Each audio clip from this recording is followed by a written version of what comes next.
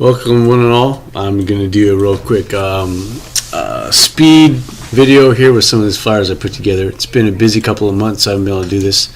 I did put out some good stuff for the Christmas parade and for a revival, so I'm just going to go over it real quick. I'm just scrubbing through these videos. I'm not going to produce a real one, so here we go. Remember this? Yeah, the cell phone. We'll take this banner. I have to make it into a flyer now, so that the flyer matches the banner, and they can hold the flyer in their hand, see the banner on the window, and know they're in the right place. So I had to resize the image a little bit. No big deal. You go in there, you make some adjustments, make it from that kind of a boxy looking one to a 4x6 flyer.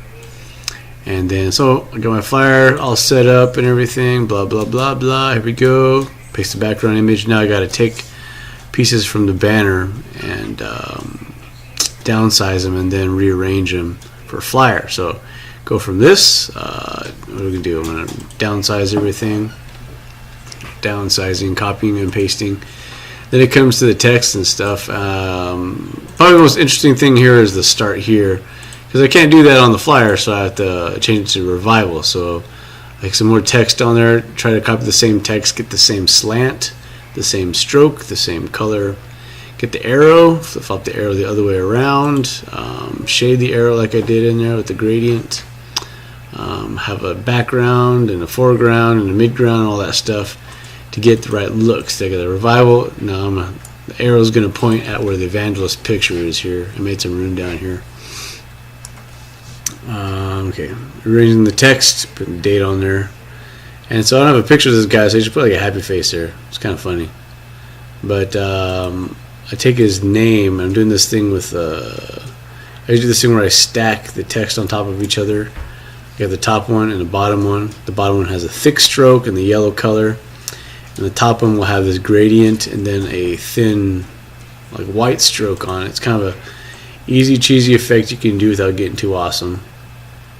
And I'm also using an envelope filter to give it that curvy feeling, fisheye bubble thing. See the gradient there? And I'm also doing a top layer with the stroke, and then it's fading out to the bottom, so you get like a highlighted on top look to it if you do it right. There you go, like that. See, you get the highlights on the top. Almost gives it a 3D kind of an angled embossing look. That's, if you see that, fine. If not, don't worry about it. It's going to be so small and too subtle to the eye, you can't really tell. But blown up like this on the computer, you can tell. So drop shadow, really good.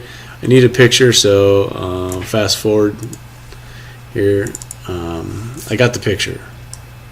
So I'm taking this guy out. This is kind of a cool thing I can do in Corel Draw that you can't do in Illustrator. This guy, it's a JPEG.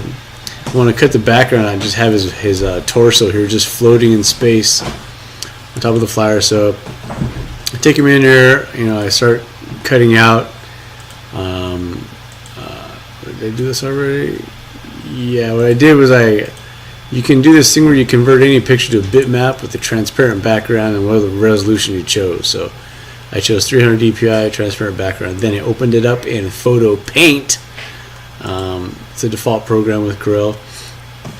It's kind of a Photoshop-ish kind of thing without the touch sensitive. You have a pen, probably without even the 10th of the following of Photoshop. So I'm using Magic Wand like normal to get areas in here that I want to protect from my editing, because my editing is destructive. I'm selecting stuff, and okay, finally get down to it. I got the background all selected.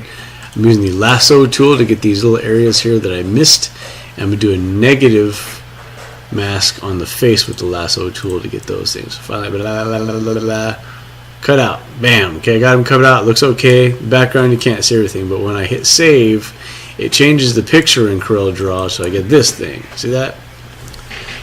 And in this program with the dark background, you can see the mistakes. So I'm going to spend a couple minutes here messing around where I want to put this guy. So what happens, I am going back into Photo Paint now that I can see the problems, and cut all the little insects that escaped my destruction. Pretty awesome. It is all up close, personal. Hit save, and it changes this picture on the flyer. So I put like a glow behind him, and probably spend the next couple minutes just arranging that guy's mug on here. So there we go, saving it, and okay, get some proofs ready.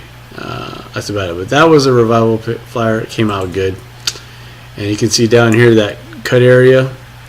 He's right at the 1/4 inch or 1/60th of an inch mark, 1/8 of an inch mark right here. So the cut's probably going to go right through this area, and he's going to seem like he's just coming up from the bottom, and everything else is protected, nice and safe. So that's what happened there. I'm cutting out with the snipping tool, sending a proof to the pastor, my pastor, and he's going to approve this or disapprove. But he approved it, so it worked. Right on. Alright, next. I needed a backside for this, and this was for a Christmas parade flyer. And we always enter the Christmas parade, and now we're actually kind of competitive about it. And so this was, the theme was peace on earth, and so I just thought back to the shepherds and the pronouncement to the shepherds. So here we go. Let me fast forward just a little bit so you can see. Alright, I found the stock photo, and I liked it, but of course I didn't want to pay for it. So I do like, I downloaded a comp, and I use it like as a reference to make like a drawing with, and to make, like, use this image, this dude, even some of this really faint texture on here, to make kind of like a comic bookish kind of realism mix. What's going on here? So I got that. I was able to outline him, and you can see some of the inking that I did. See this? I went over the picture with a it's this Corel Painter 12, and have like a big ink, I forgot what it's called, liquid ink brush with a kind of a narrow, rough tip, and I just acted like I was drawing it, just tracing it like you would when you're in elementary school with tracing paper on top of a photo, and acting like you're Rembrandt and stuff, and being all realistic. So that's what I did here. So this looks pretty cool, like comic book thing, but when you add the under portion of it on there, you get to kind of a realism underneath all of it. That's the kind of thing I like to do. I did a bunch of my Halloween flyers a while back. If you need the pose and the anatomical correctness, and you find someone in that pose, and you can just draw whatever you want on top. I could put this guy in a chef's hat and a Mario costume, and it'll look all realistic and well posed and well lit. So, but anyways, here we go. I did some cutting out, did some Photoshop action here. See the watermarks getting in my way, so I had to take these watermarks out. I had to do some things. This is kind of photoshopping, even though I'm in Painter. Painter is like a broken down Photoshop with real, like, paint brushes and stuff instead of normal stuff. See, I took a chunk out of the scarf. I brought it down here. I'm going to rotate it, make it kind of transparent, size it up, and blah blah. Do the exact same, do the exact same thing again, and get a little picture. And so now I got this flow of his robe down here that doesn't look at all like this, but this is what you see. It's called in shadow. Your eye is moving over here. You're not going to notice this stuff. So here he is. I'm just photoshopping my way through this thing, and I'm going to make it transparent. Block out here with the eraser some of the overage, so that doesn't look all digital. See that? All right. So yeah, cheater, pumpkin eater. Oh well. Keep going. Yeah, now sort of do some cleanup here, some adjustments, making the contrast a little bit better. Re-inking some of the new lines that I have there, so they're more solid, more established. Now I'm going into Photoshop. The problem is, I don't know if you notice this right here, I had the really small dimensions, so I took this in here and I tried to do some stuff, and I tried to zoom in and I realized I was way off in the dimensions. So, but I'm putting a Photoshop lens flare on the top to simulate the star. So I finally found the one that I wanted, that one. And then I realized, if you look at the guy's face, the lighting is on the left and the star is over here. And so I'm going to adjust it. I just did a little flop, horizontal flip, and it's on the right side again. And just that little movement, it looks much more realistic or plausible. So I'm saving it now. I told you last time, I just renamed the same file with a characteristic about it that I can go back to. This is the flattened version. So these layers, I'm going to save like this and then just flatten it. because I'm going to take it you know where, into Photo Paint. I decided to do some stuff in Photo Paint. Photo Paint is a really underrated program. You can see I'm going to dial in this lens flare. Every little piece of it's going to be custom. I'm going to use the rays, the flares. See that thing? That looks like the Christmas star. All I got to do is stick it up here, put the cross right here, and it'll put it right there. This already looks pretty sweet, but I don't want to overdo it digitally, so I do all the adjustments and everything, blah, blah, blah. And I saved it. Bring it back into Corel Painter 12. And this is the real reason you use Corel Painter, is for this glow brush. I'll bring it out here in a second. And you're going to use this glow brush. And artists in the professional industries, this is the only reason they have Painter on hand most of the time, is for this glow brush. You can get a lot done with Photoshop, but the glow brush really sets Painter aside. It's a really good effect.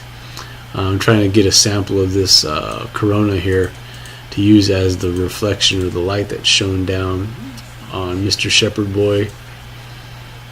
Okay, see, like a little glowy effect, glowy, glowy, glowy. It's great, totally awesome, amazing. I'm putting all of the chest and everything.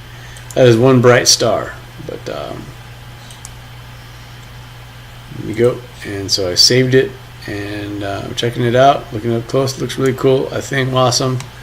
But I had to redo it here because I realized I wanted to put, it was just plain, it was plain black. So I found this star field that I liked, and it's facing the right direction, but it's off of an iPhone. It's really low res, but I kind of pumped it up.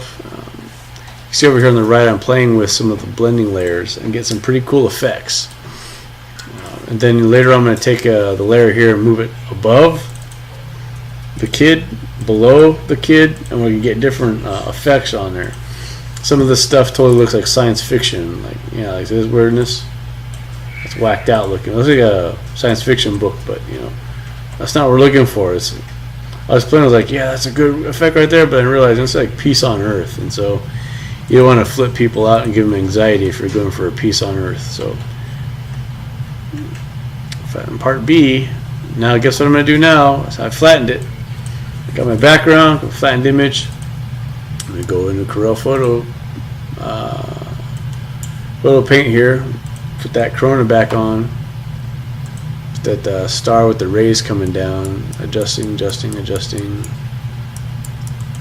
Finally get the one I want. This is right there, just right. And then Painter 12, so I can do my glow brushing. And I got the saving it, adjusting my. I didn't think I was thinking I was getting a raw deal from the tablet I was using, so I kept trying to fix stuff on and off here. So I'm doing like a real more subtle glow brushing here, more subtle, not as radical, not as comic booky, but it's still there. Just for a little bit of shine on the guy, like, man, this is the brightest star I've ever seen. More touch-ups, more inking. Alright, so there you go. And that's about it. So here we're going to close, finishing, and here, now the flattened background, pull in the Corel Draw, I have my document set up. It's a 4x6. It's all set up. So peace on earth. I tried several things. I like the font. I found a cool, like, fancy looking font, like a Christmas card font. And I try to do some adjustments here to make it look cool. I don't want just flat text there because that would be too easy. So I'm using envelope filter here to try to get a curve on it, but it's just kind of blobbing it out, and so I don't like that effect. So you try some stuff, you don't like it, you have your heart set on some things, but they just don't work out. Peace on earth. So what I ended up doing is I made east on arth, and I got the P and the E over here by itself, separately rendered there, and I'm going to adjust these, make these as the right size, the same angle, everything. And the P and the E are going to be kind of that more flat angle. It's going to be separate from those words. Put them in here together, dialing them in here, trying to get the same angle on both sides. Once I do this, that looks pleasing to the eye. I'm save it, but I'm going to make a duplicate and put it over here on the side in case I totally mess this up. I can just start over. I try to do the envelope filter again, doesn't work. But I do this thing called snap fit text to path. So I made a line, the line tool, and I'm going to take the east and the arth, and I'm going to select this little text trick you can do, and it'll fit them along this path, and the peace on earth, the lowercase letters will have this cool path, and I can just move the P and the E wherever I want to give it kind of like a cool little look to it. See, a peace on and arth. You just move it back and forth. They have these special nodes when you do this that appear.